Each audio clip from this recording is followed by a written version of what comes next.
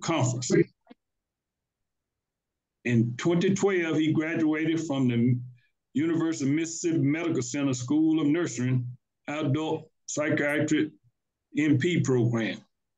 He has served both inpatient and outpatient population and is currently employed as precise neuroscience specialist as a hospital-based mental health care provider. His experience includes inpatient care at Mississippi State Hospital, remote virtual health care via telehealth at the University of Mississippi Medical Center for telehealth, community-based partial hospitalization program, work with at-risk youth under the care of the Mississippi Department of Human Service and Clinical Research at Precise Research Center. His journey through healthcare has taught him that all aspects of human experience are influenced by mental health and the ability to adapt to changing dynamics. Ladies and gentlemen, I present to some and introduce to others our speaker for tonight, Mr. Roderick T. Green. Get up there. Hey, get up there. How you all doing? Can y'all hear me? Okay. I'm trying to share the screen because I got a PowerPoint presentation that's going to be the guide for tonight's presentation.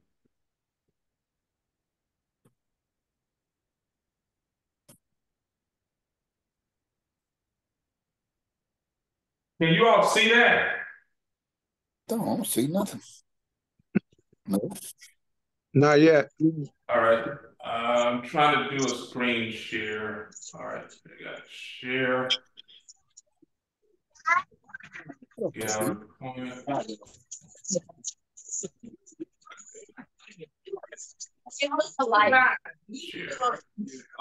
That's because you're weird.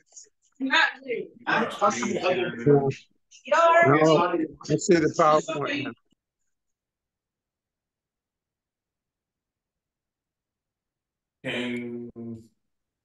Okay, can you all see that? Yes. Yep. Okay, all right. All right, well, we will go ahead and get started then. Okay, so first and foremost, thank you all for this opportunity. When I was contacted by one of his brothers, Nate Watson, I did not know how much outreach you all did. And it took me a little while to kind of focus on how I wanted to present this to you. I do a lot of speaking to various individuals and groups, but what I like to do is customize the presentation for the people and their particular organization. And so tonight, this presentation is going to be focused on men, mental health, and some of the challenges that we face. And I want to get a little bit into the science, but more so into practical application, practical understanding, and some things that we can actually do to reduce the impact of stress and some of the things that we have to deal with when navigating this difficult circumstances that we call life. So the title of my presentation is, If You See Something, Say Something. I Am My Brother's Keeper. And with that being said, we all have a responsibility to the people in our community, to the people that we are connected to, and to humanity in general. But a lot of times we don't feel connected to other people because of various issues. It could be cultural, it could be personality clashes. But at the end of the day, we are one human family, and my presentation tonight will come from that perspective. Again, my name is Robert Green. I'm a psychiatric nurse practitioner. These are some of the places that I've worked in the past. I'm currently working inpatient at Merit Health Central in Jackson, Mississippi. So my job now, I deal with inpatients, and I see sick people after they have been dealing with things that have affected their mental health and they seek help inside the hospital. Now, when we're dealing with the human condition, it's been defined by scholars as a complex dynamic system characterized by interactions and relationships among individuals, groups, shaped by cultural, economic, political, and social structures.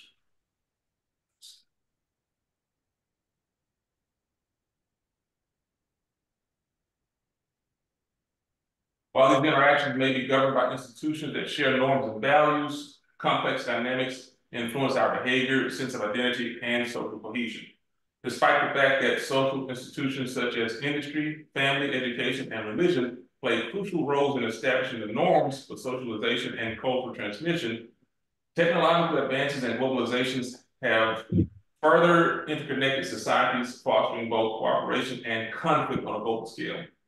And as our society continues to evolve, we all face the challenges of dealing with the stressors that directly affect our mental health, social identity, and the ability to function as expected by our assigned or chosen role in life. Now let's start off with this right here. And this is common knowledge. Why do women live longer than men? The average lifespan of a woman is 5 years longer than men in the United States and about 7 years longer worldwide. Now, and it is interesting that the United States, being the premier industrialized country in the world, is stating that the women of this nation, on average, live 5 years longer than men, while in other nations, they got 7 years longer. So that's also telling me that stress does have a large effect. Stress and diet has a large effect on lifespan. Women live longer than men despite having a more complex biology and increased risk of serious health issues. We have not yet fully developed a good explanation that will fully account for all these differences in life expectancy, but we do have some ideas. And if you look at the picture over to the right, she's asking him to clean the window, and he decides to do it in his special way without any safety equipment. Also, as men, we are prone to taking risks. When we hear taking the bull by the horns to do something different, difficult in a brave and determined way, sometimes we take that literally. And as men, our tendency to run headlong into things without thinking about the outcome or consequences puts us at higher risk, puts us at higher physical risk, puts us at higher health risk, puts us at higher mental risks. We also deal with the superhero complex, to where we believe that we have to handle everything. And if one of the things you notice about superheroes are literally artistic representations of male characteristics, if it's a male superhero, of male characteristics. And we see these in our psyche as options, and we relate to this. So when we charge headlong into situations to show our value, to get that sense of satisfaction, to be the person who can solve certain problems or solve certain situations. Now that last sentence there is often one of the issues too, is we can sometimes attach ourselves to chaotic situations so we can take credit for fixing it. And that can weigh heavy on you, because sometimes the thing that you attach yourself to cannot be fixed.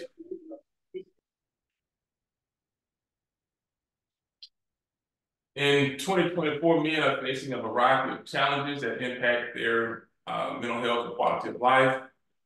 Here are some of the most common issues. So, mental health, physical health, substance abuse, workplace stress, financial strain, relationship issues, and social isolation. And we're going to go through these things and kind of look at each one of these a little bit and just kind of expound on them and see how they affect men and what we can do to reduce the effect of these things on our mental health. Now, with that being said, understand that mental health is a real thing and it is a real issue. Oftentimes, we have conditioned ourselves to believe that mental health is separate from physical health.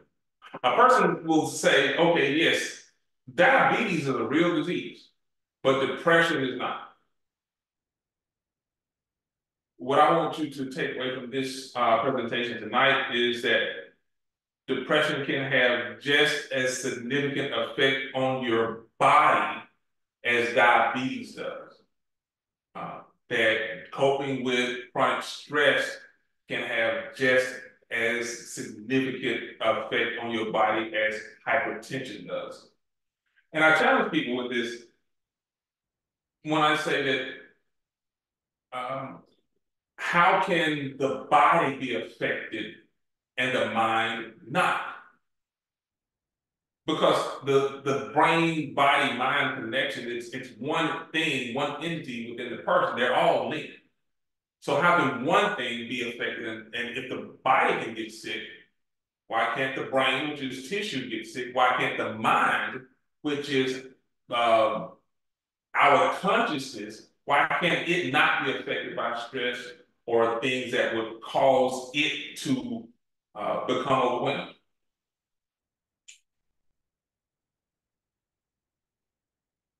The human brain is, without a doubt, bar none, the most complex thing known to mankind in any shape, form, fashion of technology. It would take years to even begin to try to understand how the brain works. We have a functional understanding of it, but we truly don't know the complexities of the brain. Now, one of the things about the brain, the picture to my right with the little green and blue lines on it, that represents the white thing is a nerve cell, and the little green and blue lines are connections to that big nerve cell from other nerve cells. One neuron can get input from 5,000 other neurons, and you have 1 billion neurons in the brain. And so the brain literally controls every aspect of everything we do. Breathing, eating, sleeping. It also controls or directs how we respond to certain things and how we process it. So depression is complex and it has a lot of different moving parts and pieces to it. And it does involve dysregulation of certain neurotransmitters. But these neurotransmitters, when we say serotonin, when we say norepinephrine, when we say dopamine, though that really oversimplifies it, because each one of those neurotransmitters, which is a little chemical that the body uses to communicate with different parts of itself. So the brain is using all these neurotransmitters and more to communicate to different parts of it. And when those neurotransmitters are not regulated the right way, or they become affected by a stressor, that communication can be thrown off and a person can become depressed. But depression can also lead to a physical reaction, and depression can be processed as pain if it goes on too long. And we'll touch on that later. One of the takeaways from this is that chronic stress and depression can lead to changes that affect the brain's structural and functional connectivity. Elevated levels of cortisol are commonly found in individuals with depression, indicating an overactive stress response. Now, cortisol is a stress hormone, and it is not good for us to be in a chronic state of stress. No one gets out of life alive, not one of us. However, we need to learn how to manage our stressors as best we can, given the circumstances we have to deal with. One of the things about depression is that it's not just, it's not, and I'm just going to try to define it a little bit here. Depression is not it's not just sadness. It is a drop in energy that affects everything else that the person does. And this goes on for at least 2 weeks. Person, they sleep too much or they can't sleep. They lose interest in the activities that used to interest them. They feel guilt, they feel worthless, they can't concentrate. Some people can't eat, some people eat too much. And again, because food affects serotonin, and some food affects serotonin and dopamine, some people will gravitate toward comfort foods and find themselves eating a pint of ice cream, find themselves eating a box of donuts. Nobody is going to go get a big bowl of broccoli or cauliflower when they're feeling bad. We gravitate toward comfort foods, which are usually sweets and carbohydrates, including breads and pastas. We put the seasoning on it because we are sometimes trying to adjust our mood, because the food can take us back to a time when we were not as stressed. If your grandmother or mother cooked a special dish for you and you really had an emotional connection with that dish, you find yourself getting depressed. Sometimes you will gravitate toward that or try to recreate it or try to get as close to it as you can, because you're trying to ward off that feeling of serious sadness. Depression in men can be really different, because men can tend to isolate. We won't talk about our feelings. Sometimes we take our depression out on family members, and we're more likely to begin engaging in risky behaviors or substance abuse to cope with our emotions. Now, here's the thing with that. Sometimes as men, we don't want to acknowledge that we need help, myself included. And that comes from our cultural upbringing, sharing with us that we are supposed to be responsible for ourselves. We're supposed to be strong. We're supposed to be independent. We're supposed to be there for other people.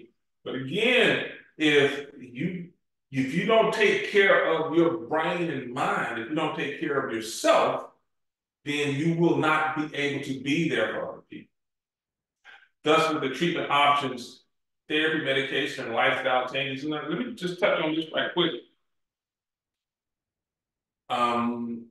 Therapy and medication, as it relates to depression, they work about the same. But some people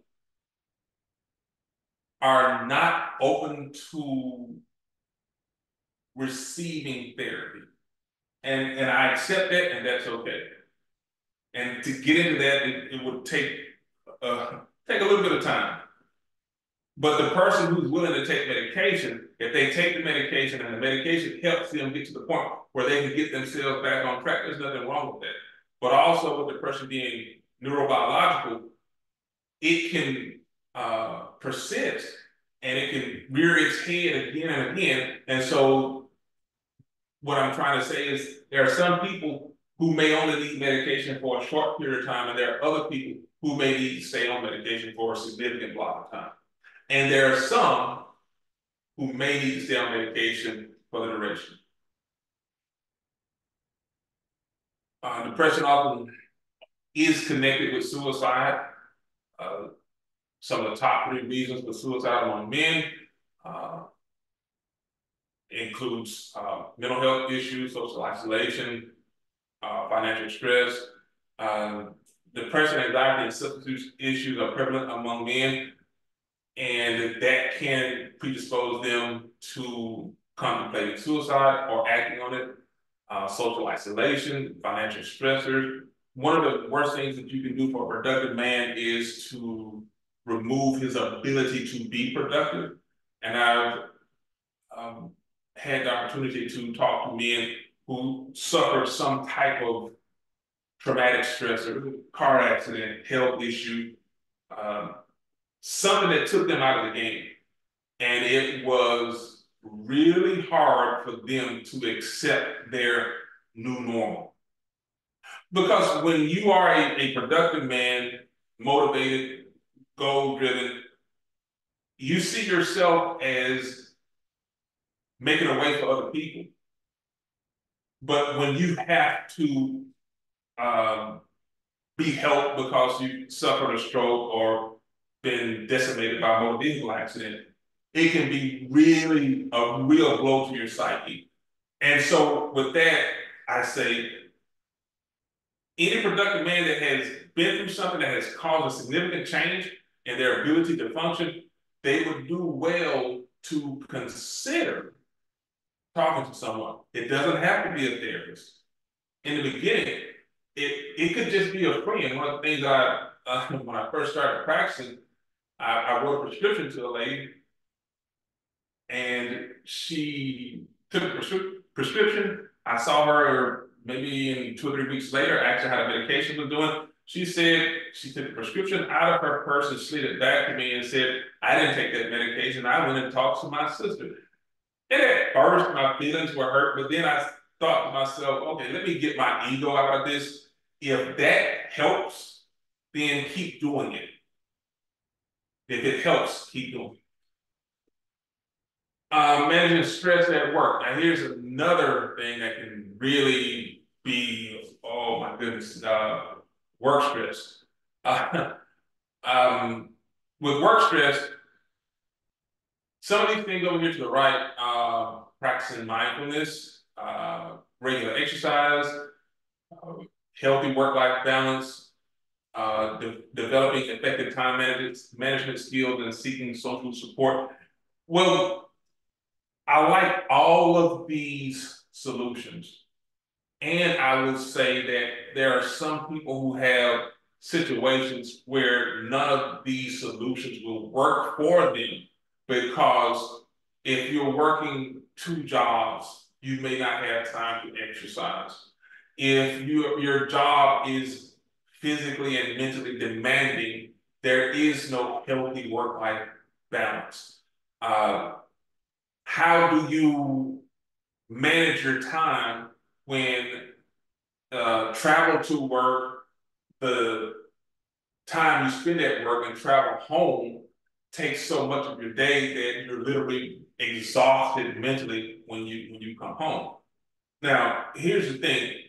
This is something to be aware of, and that is when you see yourself getting to a point where you have no or very little joy in life, and you find yourself getting on a treadmill, doing the same thing over and over again, and not being able to enjoy the fruits of your labor, you might want to take a step back and ask yourself, is this good for me? And sometimes we have to have those hard conversations with ourselves, because sometimes when we look at what the job does, we also need to look at how it affects us. One of the other issues previously mentioned was substance use. Now here, these are some drugs of abuse. And when it comes to drugs of abuse, as it relates to them being a coping mechanism, we want to look at how it's defined and how it's used.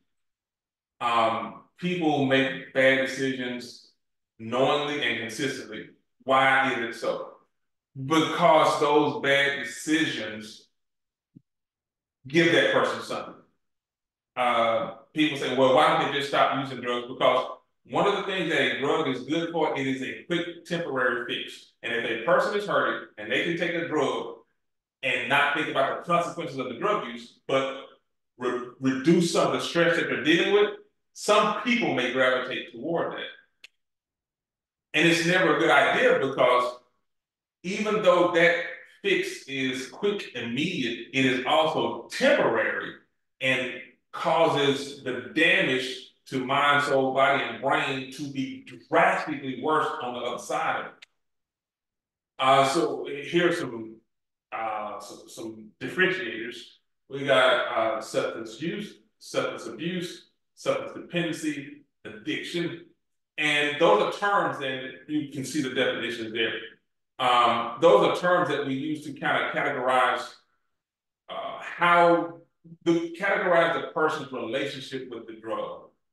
Now, in the literature that we use to make diagnoses, the word addiction is not used. However, the word addiction is the best description for what happens when the brain prioritizes seeking that drug over everything else. And this is what separates addiction from use. The person that uses alcohol may be able to drink it on the weekends with their friend, but they're not getting sloppy drunk. The person that abuses alcohol is drinking with their friends, and they're going past any reasonable use. They're getting sloppy drunk.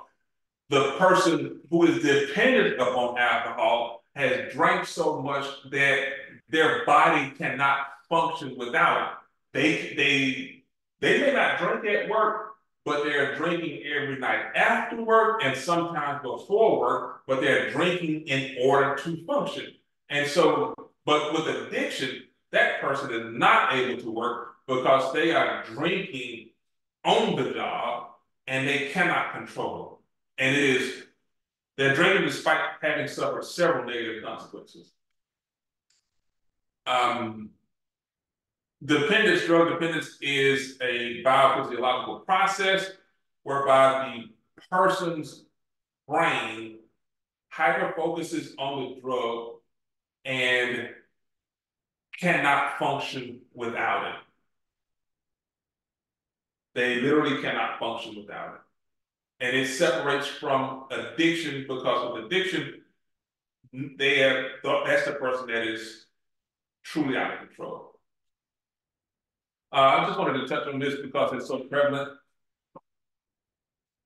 I talk to people on a regular basis about cannabis use. We really minimize the effect of cannabis, and people say that cannabis is natural, it's not a chemical.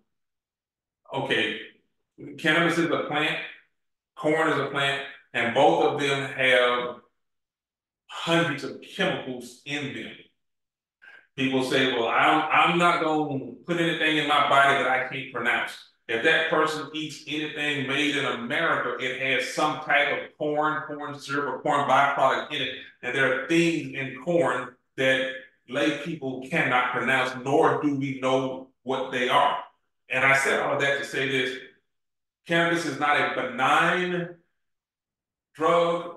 It is a drug, and it can have some very serious consequences, and not everybody's brain can process that. it can actually wind up making some things way worse. And I take this passage here because when you're trying to talk to somebody who has been dealing with substance use, Job 2:13. So they sat down with him upon the ground 7 days and 7 nights, and none spake a word unto him, for they saw that his grief was very great. This right here is actually meant to represent supporting a person who is dealing with something so great that it has caused them a lot of pain, a lot of negative consequences, and it can be very debilitating. Now, the purpose of this is to bring to us, when we have a connection with people, sometimes our presence is needed. Sometimes we don't need to go in and point out everything that they've done wrong. And if you all remember what happened in the subsequent chapters of Job, when his friends started talking, it didn't turn out the way that they wanted it to turn out. It just sometimes in certain situations, the presence of an energy that can be positive and uplifting can be a wonderful thing. And if we start speaking, we need to be informed, educated, and know what direction we want to move in. If you're talking to somebody about substance use, focus your concern on the changes that you've noticed. Avoid using negative labels. Be understanding and empathetic. These things right here are key because when we come in with a heavy hand, first thing they do is shut down, because most people don't want to be where they are, and they don't realize that they are self-medicating, and the self-medication has gotten out of control and has taken them so far in the wrong direction that they can't get themselves back. This is a representation of family, and human families are complicated. Families can be loving and sharing, or they can be where most of the hurt and pain comes from. I had the opportunity to work with some at-risk youth, and this child told me something. He told me that every male in his family had been to jail. Every male. And that was par for the course. That was their norm. He said to me, this child was 14 years old, and said to me, my normal is not your normal. And so a lot of times when we're talking to people and we don't know what their normal is, we assume that everyone's mother was nice to them. We assume that everyone's mother did motherly things. And I'm here to tell you that there are some people on this planet who have been birthed by women and reared by men who are better off not having anything to do with either of the people that participated to bring them into the world. Because now, those are a very small percentage, but what I'm saying to you is that those family situations were so chaotic, so out of the ordinary, so far away from what we would consider to be normal, that person does not know what normal is. So when we would say to them, can you call your mom? They would, no, that's the last person I need to talk to right now. And then when you start delving into it, you realize that is the last person that person needs to talk to. Just understand that with families, they can be wonderful, but also understand that there's a dynamic range when it comes to the human family. And we need to get more information before we automatically assume that everyone's family can be something that they depend on. Complicated family dynamics are some of the things that contribute to how people get along with one another. Communication issues, power control, personality clashes, behavior problems, historical and generational influences, external stressors. We take these things into consideration and to just kind of expound upon some of them just a little bit. Like communication issues, just because you say something, it doesn't mean that the person understands what you're saying. And being a male, sometimes I go in, I can often tell when I'm talking to young men who were never directed in a healthy way by a man that had their best interest in mind. Because if I say to them, we need you to do this, this, this, this, and this, they become defensive. And I'm saying, these are the things that you need to do so that we can get you out of the hospital. They sometimes they become resistant or oppositional. And it is not me that they have, because they just met me. It is not me. It is in their past, my style of communication came with some pain associated with it. When it comes to power control, there are certain family members. Most of us are familiar with the Madea character, and it would suffice it to say that Madea, in the various movies, plays, and renditions that Tyler Perry has displayed, that character is the individual who has the power and who is in control. And even though that character is meant to represent an aspect of family life that was something that he could relate to, that most of us, or a certain percentage of us, find entertaining, that degree of power and control is not always healthy. Because if you don't listen to the people around you, they feel alienated. They feel that what they have to contribute or say their concerns are not heard, and that can lead to resentment. Personality clashes. One of the things that I've often seen is when you have the children and parents who are not compatible as it relates to the way they process information and the way they navigate life. So if you have a very rigid authoritarian parent and you have a child who is more open to new experiences, willing to consider new information, and less likely to gravitate toward a structured system, you know, that can be really problematic because the parent doesn't understand why the child wants to, and when I say child, I'm talking, you know, age appropriate, young adult. Why do you want to drop out of college and go backpacking across Europe with your friends? Why do you just met this girl on the internet? Now you want to move to Vegas so y'all can start working at a cannabis shop. Why do you want to quit school? Why do you want to come out of high school and move to LA so that you can pursue a career in music? And a lot of times these issues will not be resolved. Sometimes when it comes to these things, that can create so much stress and tension within the relationship that people will stop talking to each other. Again, if there's no abuse, if there's no gross dysfunction, if there's no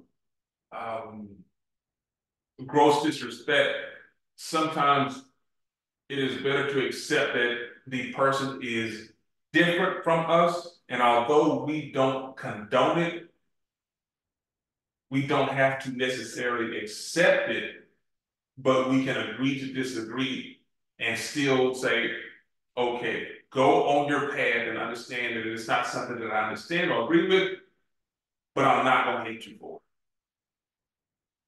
This simply means this is a perspective. Each one of those animals on that slide represents someone's idea of a pet. And if you were to put 100 people in a room and ask them to pick their pet, somebody's going to pick that snake. Somebody's going to pick that fish. In the United States of America, most of the people are going to gravitate toward the cats and dogs because that's the way we were raised. But if you get in other places, I've been to Costa Rica and traveled to a working farm where they had parrots as pets. The parrots were free to go, come and go as they saw fit. The parrots always chose to come back. They had food, but that was their idea of a pet. So just because you say something to a person, it doesn't mean that they're processing it the way that you mean it. Everybody looks at the world through their own lenses. And it is almost impossible for a person to understand how you feel because each one feels from their own particular perspective. In the lower corner, the individuals circulate, moving around an elephant. That represents the blind men who encountered an elephant, and each one encountered a different part and thought it was a different thing because that's all they could perceive. And sometimes in situations, all we can see is what we see. And it is very difficult, especially when you're dealing with men, for us to try to understand the perspective of somebody we may have some philosophical differences with. Now, I won't get into the LeBron versus Jordan debate. Now, I've been in places where I've seen people nearly come to blows. I'm not going to fight anybody over the fact that I know for a fact that Jordan was the greatest of all time. I'm not going to fight you over the fact. And if you think it's LeBron, okay, you can be just as wrong as you want to be. But hey, there's no reason for us to fight about it. Both of those guys are set for life, multi-millionaires, and would not care if we got into a knockdown, drag-out fight trying to assert ourselves as to who we assert ourselves into being right about who we thought was the great. Now, negative thought processes follow the same pattern. The more we think about or ruminate on a negative thought, the more entrenched the thought becomes. And sometimes we can hyper-focus on something negative to the point that it is no longer the thing. It becomes part of our identity, and we want to be right so badly that we actually forget what we're talking about. A lot of relationships have gone to trash because of pride. And this pride can come from our personal relationship with wanting to be right or refusing to acknowledge how we contributed to a situation. That right there, if you think about it and you think about the way men interact with one another, and the way most of us interact with the world, we generally don't want to be wrong. Now, you think about the emotional pain that you feel when you're thought to be wrong, or you think of yourself as being less than, and then we can get into a spot where we just think about that same thing over and over and over and over again, to where we can't separate the negative emotion that occurred at the time from ourselves, and it just becomes a contributor to a bad mood can contribute to depression or just contribute to a negative mindset. These are some different perspectives, and your perspective is going to be based on where you are or who you are in relationship to where you are. Because if you look at the fish over here, they're both in the same basket. They're facing two different directions. Simply speaking, two people can be in the same situation at the same job, but if they have two different roles or they are treated differently, you ask one person, hey, this is the greatest job I've ever had, and the other is, I'm just doing my time until I can get through this. Now, over to the picture with the glass in it, people will say, just be happy that you have the glass. But understand that human beings have something called pride, and it's especially prevalent among men. And when we see that our glass is not being filled to the same degree as our co-workers, as our spouses, as our relatives, then that starts to create resentment. No one wants to be minimized. And a lot of times the people in power are the people, and this power dynamic can go across friendships, relationships, jobs, systems. It's not a small concept. There's a power dynamic associated with literally every interaction you have, even with your good and close friends, because sometimes you can convince them to go to the baseball game, and sometimes they can convince you to go fishing, or whatever the dynamic is. What I'm simply saying is that if a person is never feel, or if they feel like they are rarely considered, resentment can set in. Resentment can lead to complications in communication and also lead to negative emotion, which can contribute to stress and lead to some very negative outcomes. Here, this represents how different people navigate different things. We take into consideration our personality, our temperament, how we are motivated to move through different environments, which could be the inspired action, fear, and true motivation. All human beings are wired differently, and when you are taking this into consideration, you want to consider because there are some very outgoing people that have a really outgoing personality. And I was talking to a person earlier today, and that person was telling me how they did not feel very confident in their ability. And I simply said to them, you may have to get a piece of paper or a small card and write down some of your accomplishments and keep them within arm's reach, whether it's your wallet, whether it's your pocket, or whatever, so that you can refer to them. Because here's the thing, confident, charismatic people never forget who they are. They don't, they just don't. That is running in the forefront of their mind 24/7. They wake up thinking that everything is possible. They don't think about failure. I'm not saying that they're not afraid.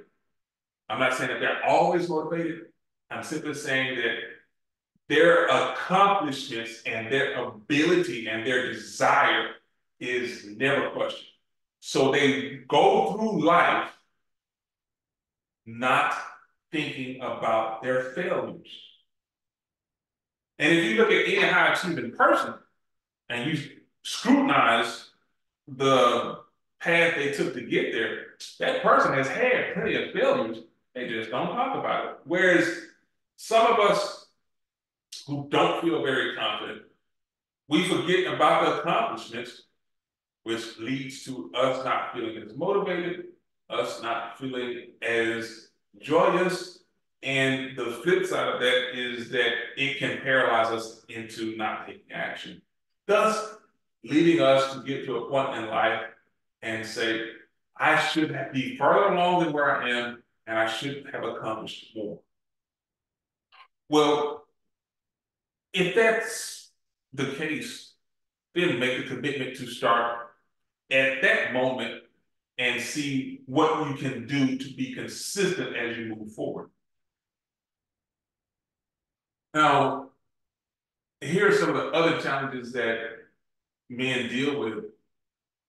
And we talked about cultural and social norms where Western masculinity, and when I say Western masculinity, I'm talking about the ideas that have been normalized for Western Europe and America. And to be fair, the United States of America is simply an extension of the ideology that built Western Europe. So traditional ideas of masculinity is a westernized construct. But since we're in this country, we have adapted that, and it's not something that is just going to go away. But it can be to our detriment because we won't talk to anybody. We'll try to push through to the point that we hurt ourselves because we don't want to ask for help. We fear being judged. And sometimes we don't know how to express ourselves. I talk to men coming in with depression, and they don't know how to tell me that they are depressed. They say things like, I don't feel right. I can't get it together. And because I've been doing this for a while, I'm beginning to understand what this person means. But if they're talking to a lay person, sometimes they're literally not understood. One of the other things on this slide here, lack of role models and support system. Some men lack healthy role models who demonstrate healthy emotional expression and help-seeking behavior. So a lot of young men tend to idolize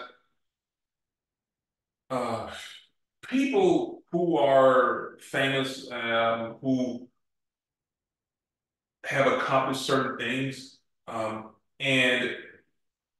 but that's not a healthy role model. If you're looking at a professional athlete as your role model, it's going to be very difficult for you to walk that same walk if you don't have those same attributes.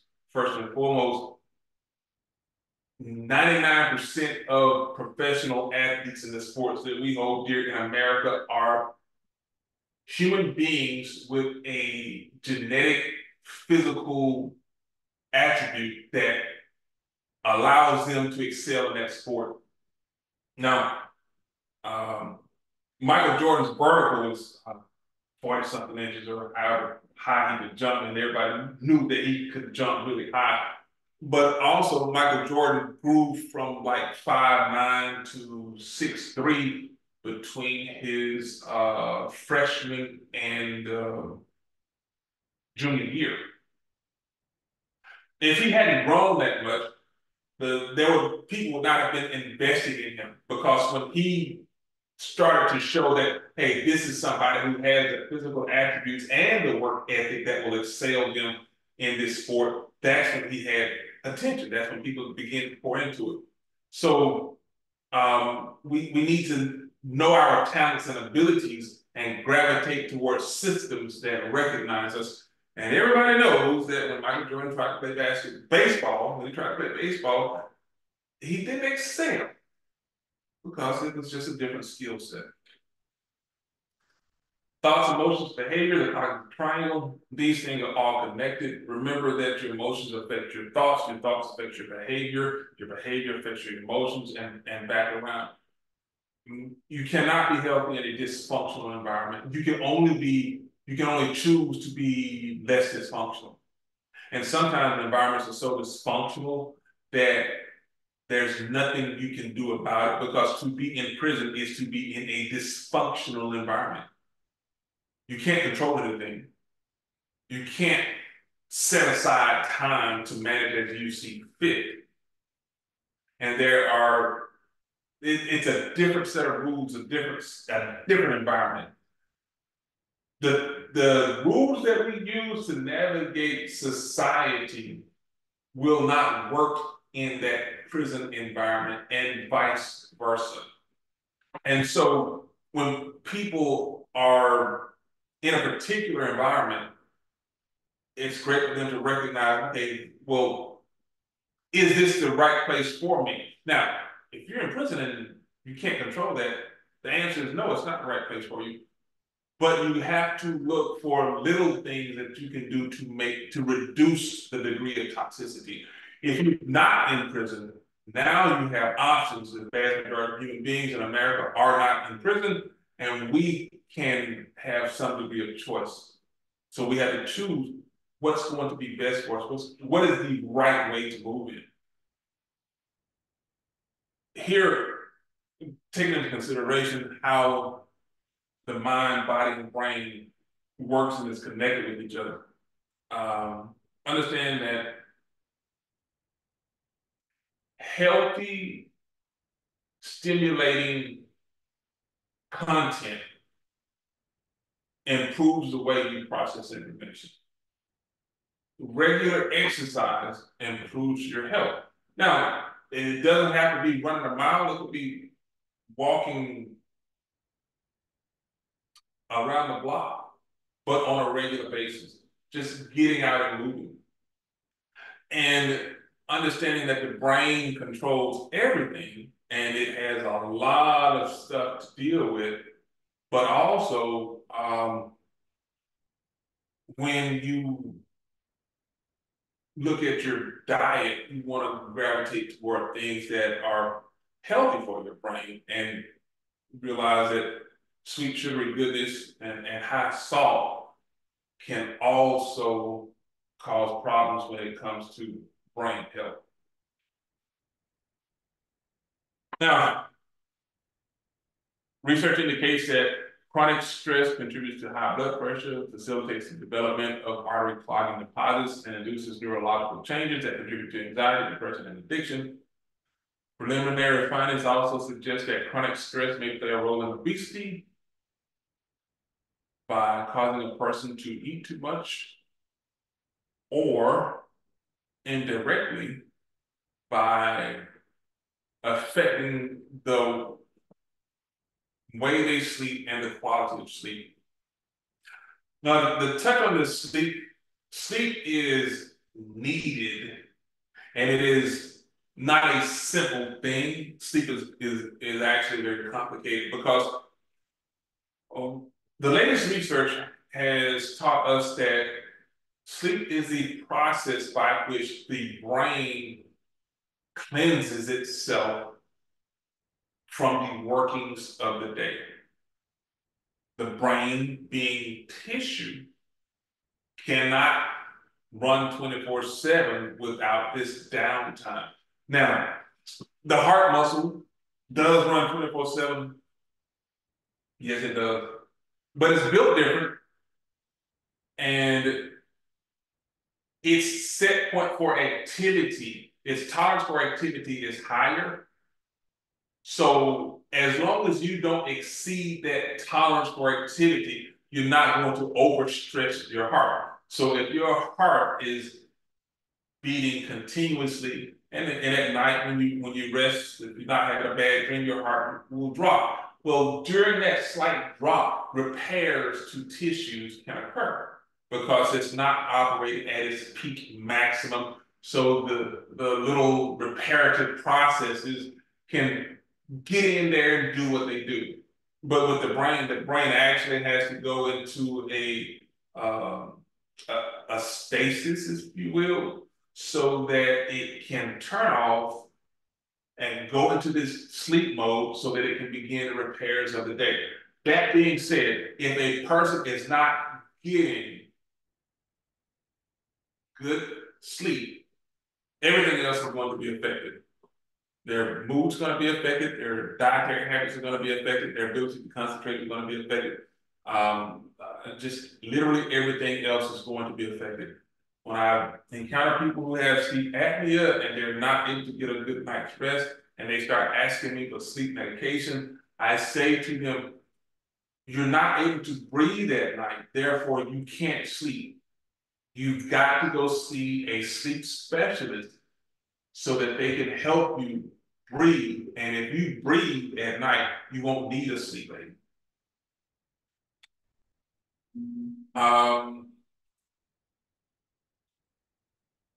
We are notorious for not getting regular medical checkups. I remember when I found out that I had high blood pressure. First, I tried to convince myself that I did not, but I soon figured out that walking around with blood pressure of 170 over 110 was not good for me. I had to get used to the new normal of taking a medication on a daily basis and accepting the fact that my body has changed and I am now a person who requires a blood pressure medication. Working in stroke rehab, which I did for a brief period of time, was something that let me know that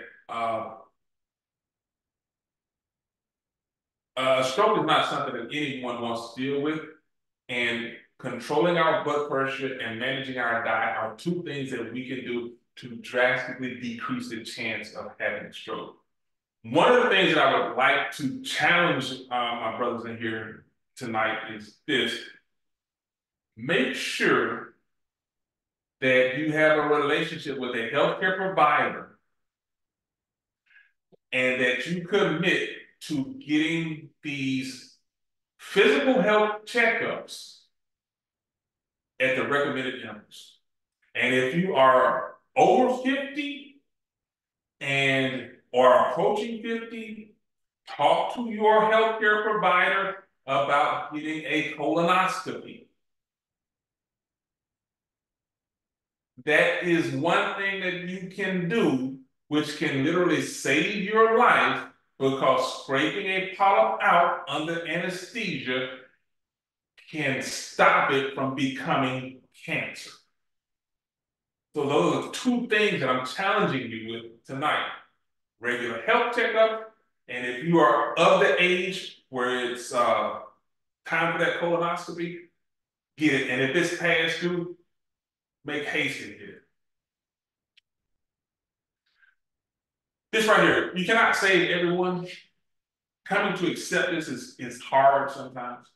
Some people are going to destroy themselves no matter how much you try to help them.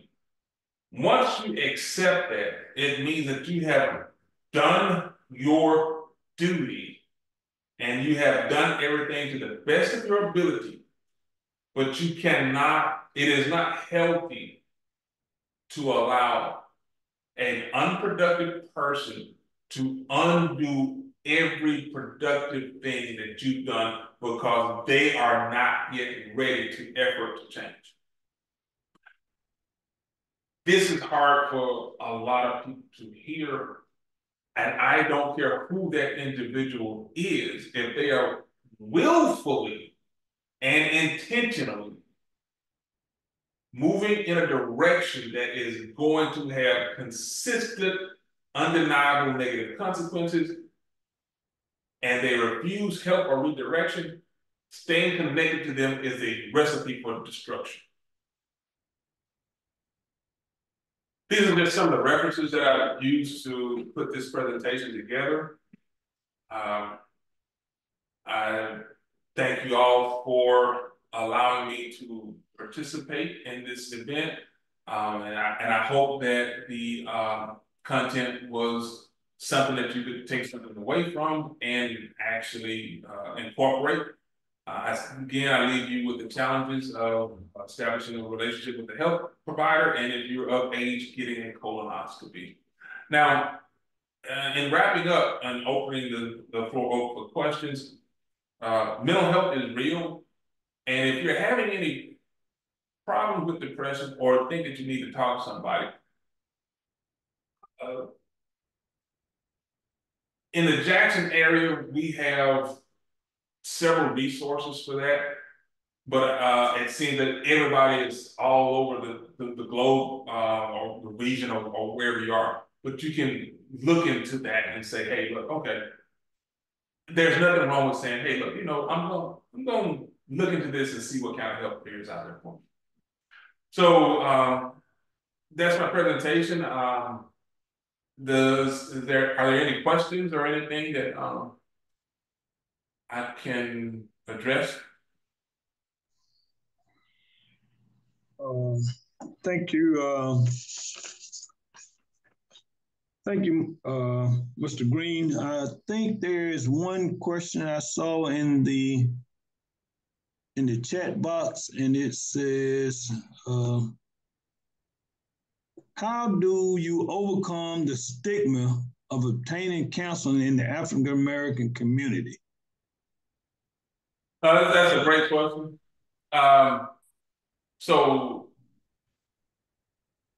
first and foremost, you have to think about what's good for you, because understanding something, everybody don't need to know everything, and the people who are going to criticize you for doing something that's going to benefit you, those are people who want to hyper focus on making themselves feel superior to someone else.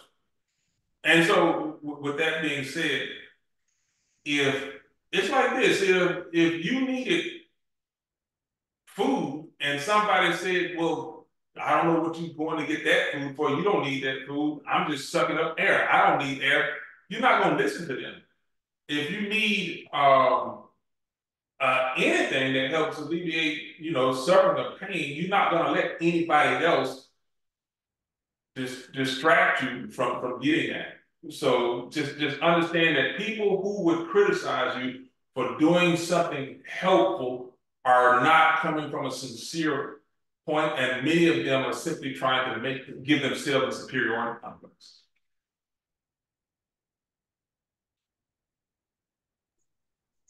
Thank you, sir. And again, I would like to thank you for an outstanding presentation. We as African American men, we have a serious problem, not only just going to the doctor, but especially going to see a doctor, because we have stress in our life, and that could cause mental illness. So thank you again so much. You're welcome. Okay, at this time, I noticed we had a few deputies on the line, and I will start out with my good friend here that's with me from the great state of Alabama, Deputy Glenn. Good afternoon, everyone. It's just so good to be on a presentation like this. We need more of this in our community, and we thank you and be blessed. Okay. Next, I think I saw Deputy Willis from Missouri. Are you there, sir? Yes, sir. I'm here. First of all, I want to say very good presentation. I think the information was something that was definitely needed amongst us as Black men and worldwide as a whole. Great presentation. Thank you again. And it was very well moderated, sir. Thank you. Deputy Kelly from West Virginia. I think I saw you. Yes, I thought it was a very great presentation. There's a lot of things that I picked up on that, and all our lives are full of stress, and it's how we deal with it. And he hit it right on the head. You got to think about things, and there's an answer to every problem and a solution. You just have to take your time think about it, and deal with it. Thank you, sir. Deputy Mallett from the Middle East. Yes, great presentation, Rick, and I really enjoyed, Rick, the topic tonight, because again, as you said in the beginning, Rick, we as Black men, Rick, just kind of that, whatever reason, we don't keep our appointment, Rick, or we just stray away from it. But a great presentation, and again, thank you very much for presenting this class tonight. Deputy Coney Hill from the District of Columbia. Yeah, thank you. I want to thank our presenter tonight for the well thought of information. As men, most of the time our egos get in the way, excuse me, and our pride get in the way. But the information that he shared tonight, in one shape or fashion, has touched all of us. We need to take this to heart and make sure that we're taking care of ourselves. Thank you. And we also had Deputy Hampton from the great state of Mississippi.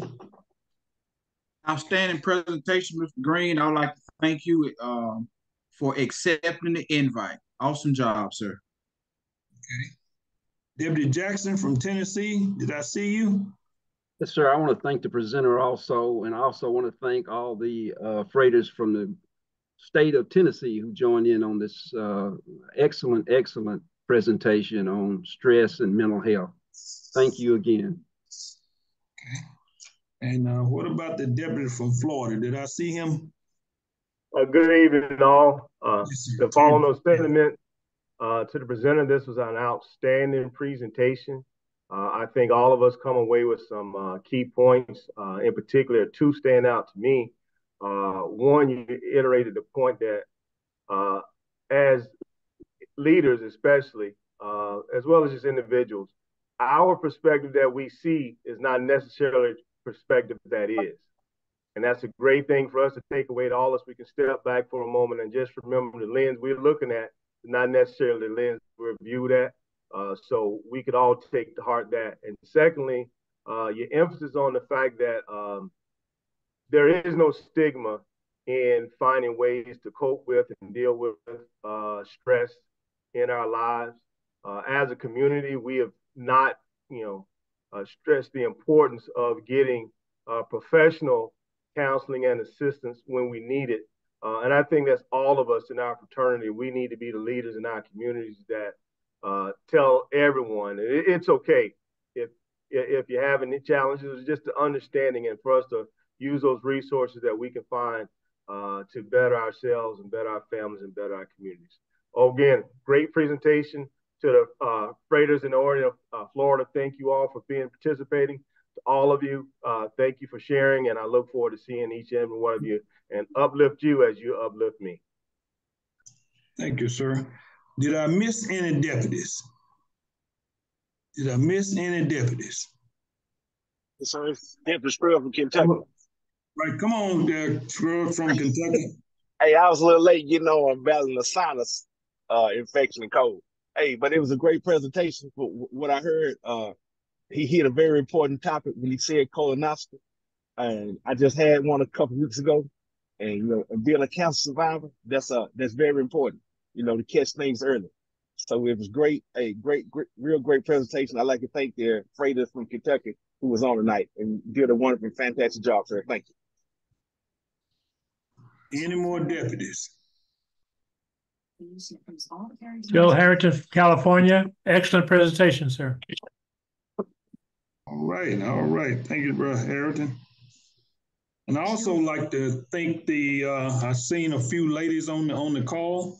I thank them for joining. When we do the Sovereign Grand Commander's webinar, these are for everyone in the Scottish Rite family and people in your own family as well. So thank them for coming.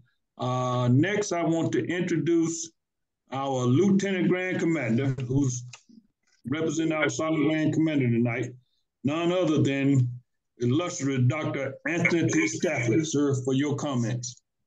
Thank you, Dr. Irby. Good evening to everyone.